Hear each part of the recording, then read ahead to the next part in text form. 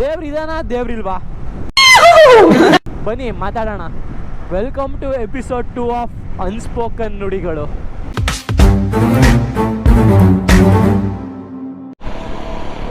ಮೊನ್ನೆ ಹಿಂಗೆ ದೇವಸ್ಥಾನಕ್ಕೆ ಹೋಗಿದ್ದೆ. ದೇವಸ್ಥಾನಕ್ಕೆ ಹೋದಾಗ 2 ಲೈನ್ ನೋಡಿದೆ ದೇವಸ್ಥಾನದಲ್ಲಿ. ಒಂದು ನಮ್ಮಂಥ ನಾರ್ಮಲ್ ಜನಕ್ಕಿತ್ತು, ಇನ್ನೊಂದು ಸೋ ಕಾಲ್ಡ್ VIPsಗಳಿಗಿತ್ತು. ನನಗೆ ಅವತ್ತಿಂದ ತಲೆಯಲ್ಲಿ ಒಂದು ವಿಷಯ ಕೂತಿದೆ. ಏನು ಅಂದರೆ, ಈ ಥರ ನಾವು ಯಾಕೆ ಈ ಸಿಸ್ಟಮ್ನ ಫಾಲೋ ಮಾಡ್ತಾ ಇದ್ದೀವಿ? ನಾವು ಯಾವ್ದಾದ್ರು ಒಂದು ಜಾಗದಲ್ಲಿ ಚಪ್ಪಲಿ ಬಿಟ್ಟು ಒಳಗೆ ಹೋಗ್ತಾ ಇದ್ದೀವಿ ಅಂದರೆ ಅದಕ್ಕೆ 100 ಅರ್ಥ ಇರುತ್ತೆ.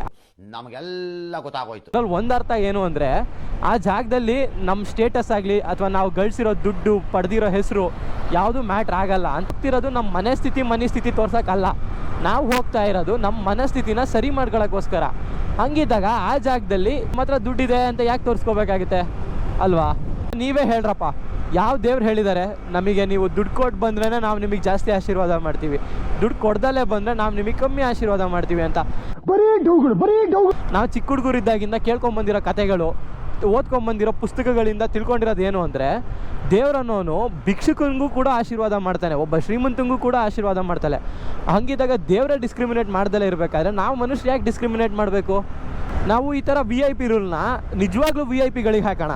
ಈಗ ನೋಡಿ, ವಯಸ್ಸಲ್ಲಿ ಏಜ್ ಆಗಿರೋವಂಥವ್ರು, ಕೈ ಕಾಲು ಇಲ್ದಲೇ ಇರೋವಂಥವ್ರು, ಮೆಂಟಲಿ ಚಾಲೆಂಜ್ಡ್ ಪೀಪಲ್ ಅಥವಾ ಅಬ್ನಾರ್ಮಲ್ ಪೀಪಲ್, ಅಂಥವ್ರಿಗೆ ಆಗಲ್ಲ ಲೈನಲ್ಲಿ ನಿಂತ್ಕೊಂಡು ದರ್ಶನ ಮಾಡೋಕ್ಕೆ.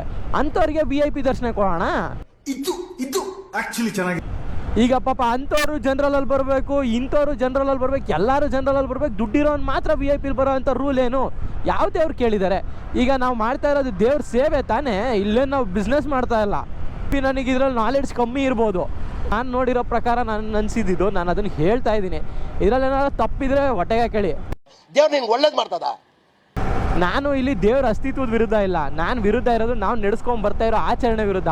ಹಂಗೆ ಲೆಕ್ಕಕ್ಕೆ ತೊಗೊಂಡ್ರೆ ನಾನು ಸಂಕಲ್ಪ ಮಾಡ್ಕೊಂಡಿದ್ದೀನಿ ದೇವಸ್ಥಾನಕ್ಕೆ ಹೋಗಿ 16 ದಿನ. ಹಂಗಿದ್ದಾಗ ನನ್ನ ದೇವ್ರನ್ನ ನಂಬ್ದಲ್ಲೇ ಇದ್ದವನಾಗಿರೋ ಇವೆಲ್ಲ ಮಾಡ್ತಾ ಇರಲಿಲ್ಲ. ನಾನು ಇವನ್ನೆಲ್ಲ ಮಾಡ್ತಾ ಇದ್ದೀನಿ, ನಾನು ದೇವ್ರನ್ನ ನಂಬ್ತಾ ಇದ್ದೀನಿ. ಈಗ ದೇವಸ್ಥಾನದಲ್ಲಿ ಒಳ್ಳೆ ಸಿಸ್ಟಮ್ ಇದೆ, ಓಕೆ. ಈ ಕೆಲವೊಂದೊಂದು ದೇವಸ್ಥಾನಗಳಲ್ಲಿ ಈಗ ಕ್ಯೂ ಇರುತ್ತೆ, ತುಂಬ ಜನ ಕ್ರೌಡ್ ಬರ್ತಾರೆ. ಕ್ರೌಡ್ ಕಂಟ್ರೋಲ್ ಅಂತೂ VIP ಸಿಸ್ಟಮ್ ಮಾಡೋದ್ರಿಂದ ಆಗಲ್ಲ ಗುರು. ಲೈನ್ ಎಲ್ಲ ಆಗಿರುತ್ತೆ, ಕ್ರೌಡ್ ಇರೋ ಅಂಥದ್ದು ಜನರಲ್ಲಿರೋ ಕಡೆ ಕ್ರೌಡ್ ಆಗಿರುತ್ತೆ, VIP ಹತ್ರ ಎಲ್ಲೂ ಕ್ರೌಡ್ ಆಗಿರಲ್ಲ. ಹಂಗಿದ್ದಾಗ ಅಲ್ಲಿ ನಿಜವಾಗ್ಲೂ ಅವ್ರು ಏನು ಮಾಡ್ತಾ ಇರ್ತಾರೆ ನಮಗೆ ಗೊತ್ತಿಲ್ಲ. ಈಗ ಅದೇನೋ ಒಂದು ಗಾದೆ ಮಾತಿದೆಯಲ್ಲ, ಮಾಡೋದು ಅನಾಚಾರ ಮನೆ ಮುಂದೆ ಬೃಂದಾವನ ಅಂತ. ಆಚೆ ಕಡೆ 1000 ಕೆಟ್ಟ ಕೆಲಸ ಮಾಡಿ ದೇವಸ್ಥಾನದಲ್ಲಿ ಬಂದು ದೇವ್ರ ಮುಂದೆ ಕೈ ಮುಗಿದ್ರೆ ಏನು ಬಂತು ಅಲ್ವಾ? ನಾವು ಮಾಡೋ ಕೆಲಸದಲ್ಲಿ ಶ್ರದ್ಧೆ ಇರಬೇಕು, ಅದರಲ್ಲಿ ಪ್ರಾಮಾಣಿಕತೆ ಇರಬೇಕು, ಅದರಲ್ಲಿ ನಾವು ಭಕ್ತಿನ ತೋರಿಸ್ಬೇಕು. ನಾನು ಹೇಳಿರೋ ಮಾತುಗಳಲ್ಲಿ ಯಾವ್ದಾದ್ರು ಧಾರ್ಮಿಕ ಆಚರಣೆಗಳಿಗೆ ಧಕ್ಕೆ ಉಂಟಾಗೋವಂಥ ಪದಗಳಿದ್ರೆ ನಾನು ದಯಮಾಡಿ ಕ್ಷಮೆಯನ್ನು ಕೋರುತ್ತೇನೆ. ಇದನ್ನು ಯಾರು ಮನಸ್ಸಿಗೆ ಹಾಕೊಳ್ಳೋಕೆ ಹೋಗಬೇಡಿ. ನನ್ನ ಅನಿಸಿಕೆ ನಾನು ಹೇಳಿದ್ದೀನಿ. ನಾವಿರೋ ದೇಶದಲ್ಲಿ ಫ್ರೀಡಮ್ ಆಫ್ ಸ್ಪೀಚ್ ಇದೆ. ಸೊ ಪ್ರತಿಯೊಬ್ಬನ ತಲೆಯಲ್ಲೂ ಏನಿದೆಯೋ ಅದನ್ನು ಅವ್ನು ಹೇಳ್ಕೊಳ್ಳೋಕೆ ಹಕ್ಕು ಕೊಟ್ಟಿದ್ದಾರೆ. ನಮ್ಮ ದೇಶ ಇದೆ, ನಾವು ಕೊಟ್ಟಿರೋ ದೇಶ ಇದು.